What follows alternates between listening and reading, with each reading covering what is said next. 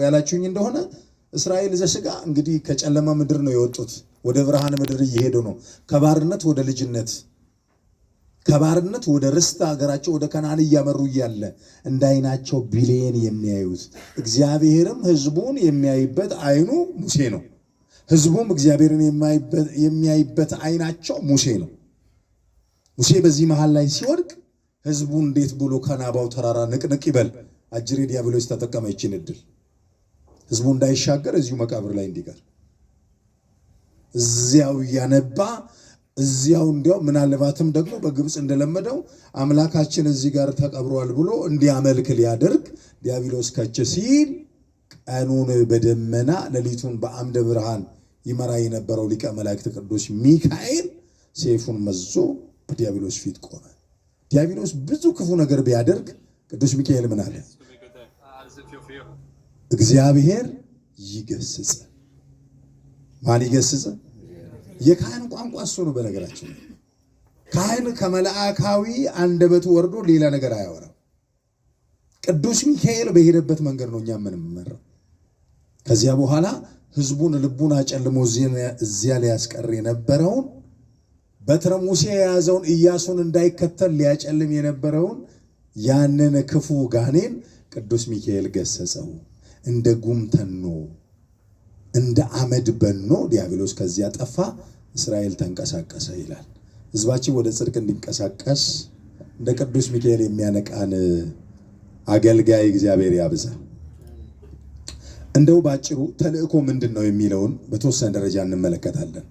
ተልእኮ ማለት አንድ ስልጣን ያለው አካል ዓላማውንና ፈቃዱን እንዲያስፈጽምለት የኔ ባላቸው አካላት ወይንም መልእክተኞች ሐሳቡን ሳይጨምሩና ሳይቀንሱ እንዲያደርሱለት ወደ ፈለገው አካላት በተገቢ ሁኔታ መልእክቱን በትጋት ማድረስ ተልእኮ ተብሎ ይጠራል። ዮሐንስ ወንጌል ምዕራፍ 3 ቁጥር 34 ላይ እግዚአብሔር የላከው የእግዚአብሔርን ቃል ይናገራል። ላኪው እግዚአብሔር፣ ተላኪዎች የቤተ ክርስቲያን አገልጋዮች ናቸው። የሚላኩላቸው አገልጋዮች ደግሞ ወደ ሰው ልጆች ናቸው ነው። እንግዲህ ስለ ተልእኮ ምን ተረጉምበት? ማን ላከ? ሰው ለማይረባ ነገር ይላካል። ለጥፋት የሚላኩ መልእክተኞች አሉ። ሂድና ስደብ ተብሎ የሚላኩ መልእክተኞች፣ ሂድና ርገም ተብሎ የሚላኩ መልእክተኞች አሉ። ባላቅና በለዓምን ማየት ይቻላል። ባላቅና በለዓም፣ ባላቅ አንዲት ያቺን ጣዖት የሚመለክባት ሀገር በሚገዛበት ዘመን ላይ ለበለዓም ግን ሀብተ መርገም ተሰጥቶት ነበር ይላል። አንዳንድ ጊዜ ሀብት ተብሎ ሲነገር ምንድን ነው ሀብት? የጥፋት ሀብት አለ፣ የጽድቅ ሀብት አለ። ለዳዊት የተሰጠው ሀብት የዝማሬ የበገና የትንቢት አይደለ? የዝማሬ የንግስና የቅብአ ንግስ የመፈወስ ጸጋ ወይንም ሀብት ተብሎ ለዳዊት ቢሰጠው ለእንትና ደግሞ ምን ተሰጠው? ለበለዓም ደግሞ የመራገም። አያችሁ፣ በለዓም በጣም ነው የሚያሳዝነው። ኦሪት ዘኍልቍ ላይ ሁላችሁም እንደምታዩት አህያይቱ ጀርባ ላይ ተቀምጦ እስራኤልን ሊራገም የባላቅን ጥሪ ተቀብሎ እየሄደ እያለ የእግዚአብሔር መልአክ ከፊቱ ተገልጧል። አህያይቱ ቀና ብላ ብትመለከት አይታ የማታውቀውም አስፈሪና አንጸባራቂ መልአክ አይታ ደንግጣ ቆመች። በለዓም ይደበድባታል። አያችሁ፣ ይደበድባታል አህያይቱ። አንዳንድ ጊዜ ቀና ብሎ የማያዩ ሰዎች የእግዚአብሔር ክብር የሚገለጥባቸውን ሲደበድቡ አታዩ? ቤተክርስቲያን ስትደበደብ በበለዓም በአዋሊደ በለዓም ስትደበደብ ቤተክርስቲያን ግን የምታየውን ማናየ ነው። አህያይቱ ያየችውን መልአክ በለዓም ማየት አቃተው። ከአህያይቱ የከበረ የሚመስለው ላይ ስለተቀመጠ ማን ነበር?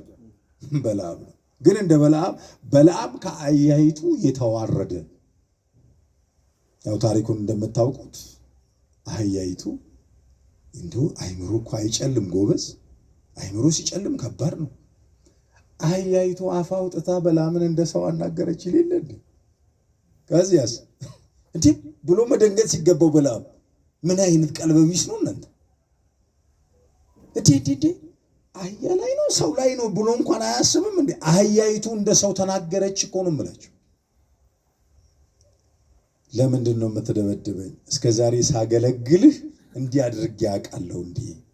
እባክህን ተወኝ ባለችው ጊዜ እንደው አልቻልኩም እንጂ እጄ ላይ ያለው ነገር የሚገልሽ ቢሆን ኖሮ ከዚህ በላይ ያደርግብሽ ነበር አለ። ኋላ የእግዚአብሔር መልአክ ተገለጠለት። በለዓም ግን መጨረሻ ላይ ይገርማችኋል፣ አየዋለሁ አሁን ግን አይደለም አለ። አየዋለሁ አሁን ግን አይደለም። ባለራዕይ ሆኖ ቁጭ ለመራገም በሄደበት ሜዳ ተራራ ላይ ደረሰና ባላቅን ካገኘ በኋላ እስራኤል ምድሪቱን የሚያስደነግጥ እንደ አበባ ምድሪቱ ሜዳውን ሞልቶ ተነስንሶ አየ ይላል። ከዚያ በኋላ ህዝቡን አየና የህዝቡን ሞገስ ተመለከተ ይላል። እግዚአብሔር የቤተ ክርስቲያንን ክብር ለትውልድ ይግለጥላት። እስራኤል ክብሩን አየና በለዓም ሲያየው ህዝቡ ቅዱስ ነው። በቃ አይምሮ ላይ የህዝቡ ቅድስናን እግዚአብሔር አመለከተ። ከፈርዖን እጅ አስመልጦ እግዚአብሔር በበለዓም እርግማን እስራኤልን በመንገድ የሚያስቀር ይመስላችኋል እንዴ? በእባብ ቢነደፍ ያ ህዝብ በራሱ ባመጣው ጣጣ ነው። የ40 ቀን ጉዞ 40 ዓመት ቢሆንበት በራሱ ባመጣው ጣጣ ነው። በኤሊ በአፊንና ፊንሐስ ደግሞ ህዝቡ ታቦተ ጽዮን እስክትነጠቅ በባዕድ ሀገር እስክትሄድ ሊደርስ ደግሞ ምክንያት የሆኑት ማናቸው? እና የእናንተ ወንድሞች ናቸው፣ ካህናት ናቸው ምክንያት የሆኑት። አንዳንዴ ታቦት ከመቅደስ ሲደፈር የህዝብ ኃጢአት እንዳይመስላቸው፣ እኔና እናንተ ስተን የምናስተው ጉዳይ ነው። ከዚህ በኋላ ተልእኮ የተቀበለ ሙሴ የእግዚአብሔርን ቃል እየተናገረ ከህዝብ ጋር ከእግዚአብሔር ጋር እየተነጋገረ በወደቀ ጊዜ በትሩን ለልጁ ለመንፈስ ቅዱስ ልጁ ለሌዊ ልጅ ለኢያሱ አስጨበጠ። ኢያሱ ደግሞ ጉዞን አስቀጠለ ይላል። እኛም እቺን ቤተክርስቲያን እንድናስቀጥላት እድሏ እኛ ላይ ወድቋል። ይገባናል አይገባንም? እሱ እግዚአብሔር ይወቅልን። አገልግሎቱን ማነብነቡን ጎበዝ ነን ሆነን ተገኝተናል። እኔም እናንተም እሱ እግዚአብሔር ይወቅልን። ከቃሉ ጋር ናችሁ ሊቃውንት? እግዚአብሔር ከሁላችን ጋር ይሁን። መንፈሳዊ ተልእኮ ግብ አለው። ዘ ስፒሪቹዋል ሚሽነሪ ጎል የሚባል ነገር አለ። እግዚአብሔርን ባለማወቅ እየጠፋ ያሉትን በትምህርት ፈልጎ መመለስ። አያችሁ፣ እግዚአብሔርን ባለማወቅ እየጠፉ ያሉ ሰዎች አሉ። ሆሴዕ ምዕራፍ 4 ቁጥር 6 ላይ ሕዝቤ እውቀትን ከማጣቱ የተነሳ ምን ብሏል አለ? ጠፍቷል ነው የሚለው። ሮሜ ምዕራፍ 10 ቁጥር 17 ላይ እምነት ከመስማት ነው፣ መስማትም የእግዚአብሔርን ቃል ነው ይላል። አሁን የጆሮን የሚያደነዝዝ ብዙ ድምጾች አሉ። አሁን ይሄ ትውልድ የተሻለ ድምፅ መስማት የለበትም ወይ ሊቃውንት? ፖለቲካው አደንዝዞት ቁጭ፣ ምናምንቴው አደንዝዞት ቁጭ። አሁን ስለ ቃል እግዚአብሔር የሆነ ነገር ተናገር ብለህ ብትለው ወጣቱ ምንም የሚልል ነገር የለም። የእግር ኳስ ተጫዋቾችን ግን የወገብ ስንት ሴንቲሜትር ቁምጣ ነው የሚያደርጉት ብላችሁ ብትሉ በእርግጠኝነት እነግራችኋለሁ ሁሉም ይለፈልፋል፣ አጋንንት እንዳደረበት። የተጫዋቾችን የጫማ ቁጥር ይናገርልሃል። ስጋዬን የበላ ደሜን የጠጣ የዘላለም ሕይወት አለው የሚል ጥቅስ የቱ ጋር አለ ተብሎ ቢባል ድፍረት እንዳይሆንብኝ እንኳን እነሱ ጋር እኛም ጋር ያሰጋል።